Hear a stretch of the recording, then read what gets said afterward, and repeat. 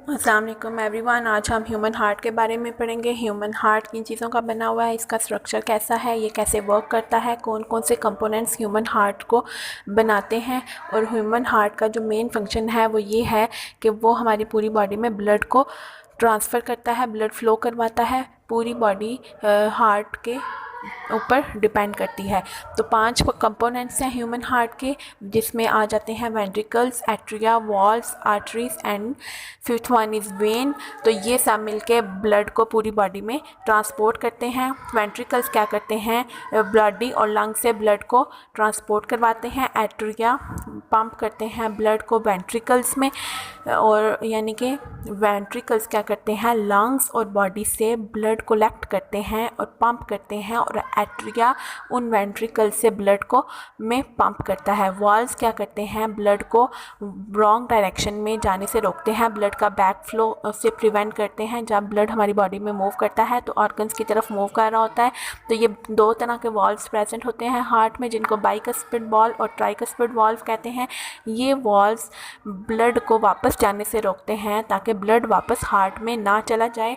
Arteries क्या करती हैं, हम सारा जो ब्लड हार्ट रिलीज़ करता है उसको बॉडी में पहुंचाती हैं और हार्ट से दूर लेके जाती हैं और पूरी बॉडी में डिस्ट्रीब्यूट करती हैं, जिसमें ऑक्सीजनेटेड ब्लड होता है। वेन्स में डीऑक्सीजनेटेड ब्लड होता है। ये डीऑक्सीजनेटेड ब्लड वेन्स के थ्रू इंफीरियर और सुपीरियर वेना कैवा के थ्रू हार्ट में आता है। सुपीरियर वेना कैवा और इंफीरियर वेना कैवा में डिफरेंस ये है कि superior vena cava upper body part में से ब्लड को कलेक्ट करती है, और inferior vena cava lower body part से ब्लड को कलेक्ट करता है। तो ये सब मिलके ह्यूमन हार्ट का स्ट्रक्चर बनाते हैं। उसके बाद हम देखते हैं कि ह्यूमन हार्ट में 4 चैम्बर्स पाए जाते हैं। 4 chambers in the human heart called 2 superior chambers, जिनको हम एट्रिया कहते हैं, एंड 2 इंफीरियर चैम्बर्स, जिनको हम वेंट्रिकल्स कहते हैं। सुपीरियर चैम्बर्स बॉडी के अपर पार्ट्स की तरफ होते हैं, जो अपर पार्ट से ब्लड कलेक्ट करते हैं। इंफीरियर चैम्बर्स बॉडी के हार्ट के लोअर साइड पे प्रेजेंट हैं, जो लोअर साइड ऑफ बॉडी को कंट्रोल करते हैं। तो ये 4 चैम्बर्स हैं और इन चारों का फंक्शन भी अलग अलग है। इसके बाद हम देखते हैं कि पूरे हार्ट में, अभी तक तो हो गया स्ट्रक्चर, तो अब हमने इसकी वर्किंग देखनी है कि पूरे हार्ट में सर्कुलेशन ब्लड की कैसे होती है।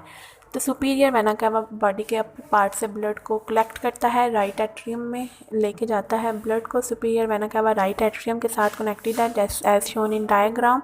राइट एट्रियम से ट्राइकस्पिड वॉल्व प्रेजेंट है। ट्राइकस्पिड वॉल्व का फंक्शन पहले भी हमने देखा था कि ये ब्लड को बैक फ्लो से रोकती है। ट्राइकस्पिड से वॉल्व ब्लड राइट वेंट्रिकल में जा रहा है, डायग्राम को फॉलो करते हुए।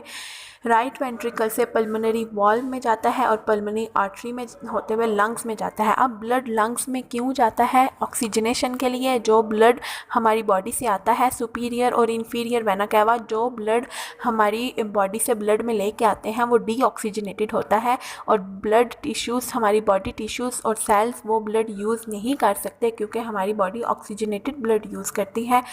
तो ये जो लंग्स हैं, लंग्स में ऑक्सीजन प्रेजेंट होती है। जब हम रेस्पिरेशन करते हैं तो ऑक्सीजन हमारे लंग्स में आती है और कार्बन डाइऑक्साइड हम रिलीज़ करते हैं। तो वो जो फ्रेश ऑक्सीजन हमारे लंग्स में प्रेजेंट है वो हमारे ब्लड को ऑक्सीजनेट करती है, और वो ऑक्सीजनेटेड ब्लड हार्ट में जाता है और फिर हार्ट से रेस्ट ऑफ द बॉडी में चला जाता है।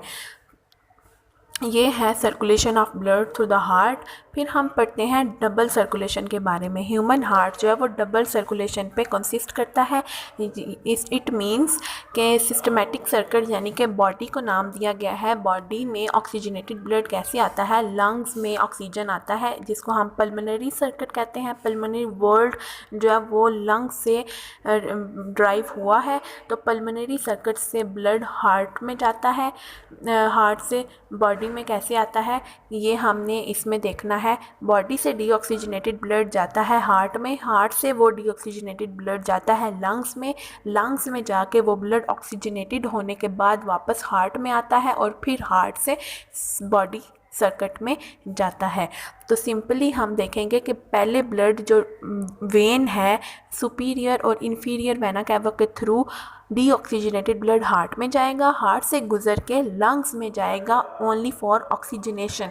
यहाँ पे डीऑक्सीजनेटेड ब्लड को ऑक्सीजन मिल जाती है, वो वापस हार्ट में आता है, हार्ट से फिर बॉडी में मूव कर जाता है और हमारी बॉडी को एनर्जाइज करता है।